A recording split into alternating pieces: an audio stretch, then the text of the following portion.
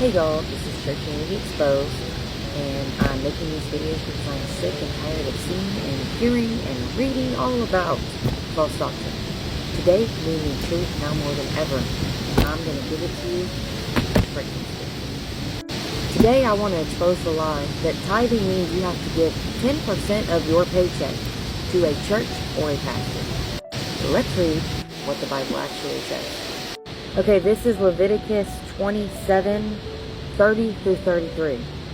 And all the tithe of the land, of the seed of the land, or of the fruit of the tree, belongs to Yahuwah. It is set apart to Yahuwah. If a man indeed redeems any of his tithes, he adds 1/5 to it. And the entire tithe of the herd and of the flock, all that passes under the rod, the 10th one is set apart to Yahuwah. And this is because the cattle would go underneath this rod, so every 10th one was Yahuwah's. That's what it's implying.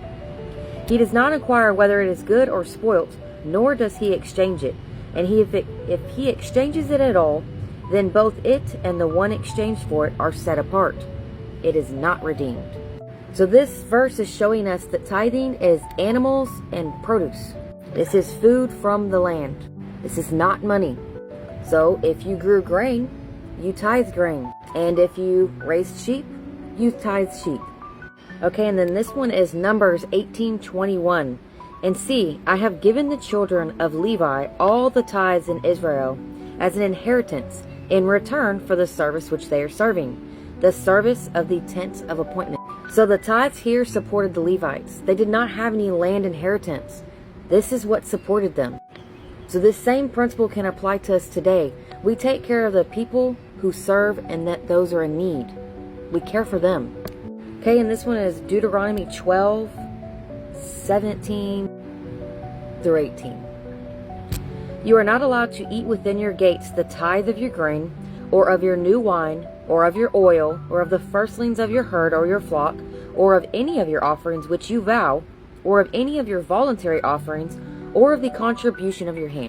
But eat them before Yahuwah your Elohim, in the place which Yahuwah your Elohim chooses, you and your son and your daughter and your male servant and your female servant and the Levite who is within your gates, and you shall rejoice before Yahuwah your Elohim in all that you have put your hands to. So this is telling us that part of this tithing was eaten in Yahuwah's presence, and we are rejoicing with our family while we do it. So tithing wasn't about losing, it was about remembering his provision. Okay, let's go just a couple chapters over, Deuteronomy 14 and 20, let's start at 22. You shall tithe without fail all the yield of your grain that the field brings forth year by year. And you shall eat before Yahuwah your Elohim, in the place where he chooses to make his name dwell, the tithe of your grain, and your new wine, and your oil, and of the firstlings of your herd, and of your sheep, so that you learn to fear Yahuwah your Elohim always. So every year, the tithe reminded Israel that Yahuwah was their provider. Everything that they had was because of him. His provision, his blessing, his way. Okay, let's skip a couple verses down to verse 28. This is still Deuteronomy 14. At the end of every third year, you bring out all the tithe of your increase of that year and store it up within your gates.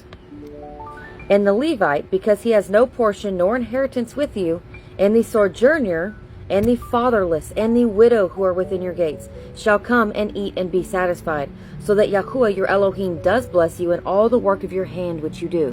Every third year, your tithe went directly to the poor.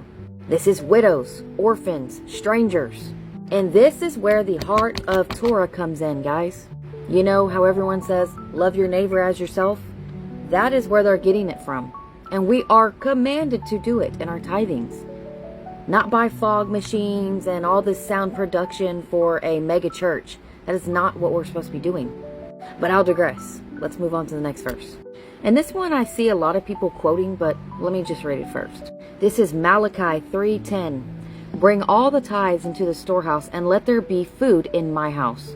And please prove me in this, said Yahuwah of hosts, whether I do not open for you the windows of the heaven, and shall pour out for you boundless blessing. So I see a lot of pastors and churches quote this for money. but it literally says food.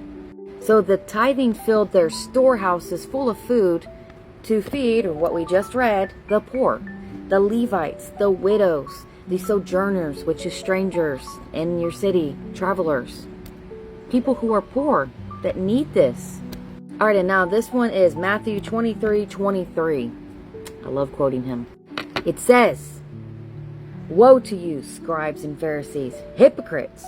Because you tithe the mint and the anise and the cumin and have neglected the weightier matters of the Torah, the right ruling and the compassion and the belief, these need to have been done without neglecting the others."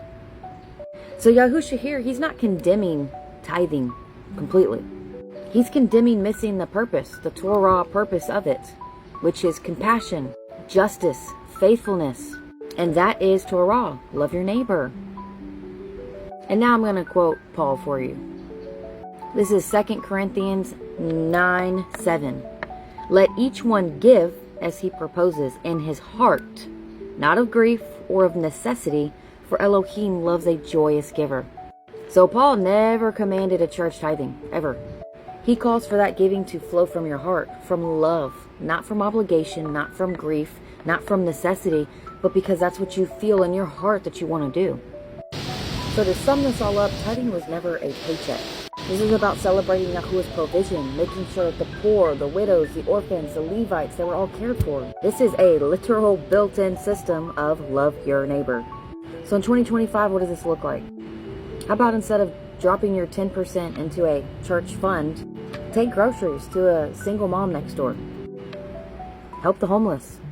Instead of paying for these fog machines and light shows, hoping that Yahuwah shows up at this big mega church, why don't you help a fatherless kid with some school supplies or sports fees? Instead of funding that mega $1 million electricity bill, why don't you make sure that that widow down the street from you has her electric paid so she stays warm in the winter? And instead of sending your money to a big, large corporation that does not care about anybody or anything, why don't you invest in your actual community? This is your neighbors. This is your friends. These are strangers walking down your street. Even a simple hello, have a blessed day. You have no idea the impact it can make on these people's lives. When you go somewhere, so I go to this place called Prime Bids. When I go there, I'm like, what could I buy here for cheap that I can donate? I was looking at jackets yesterday. I would love to buy a bunch of jackets and bless people because they're amazing jackets, and sometimes people can't afford those. Those are essential things. Little things like that. Just tweak your brain and it'll help. You see a homeless person out the street, instead of judging them, help them. So why doesn't this line up with what Churchianity tells us to do? It's because they turn tithing into a business model. They preach it as a tax to fund salaries, buildings, and programs. Instead of a Torah-based system that's built on compassion, justice, and community care. The truth is this, Torah tithing was all about food, joy, and compassion. In 2025, we honor that principle by giving generously and directly to meet needs, not to build religious empires. And that is what love your neighbor looks like in practice. Shalom.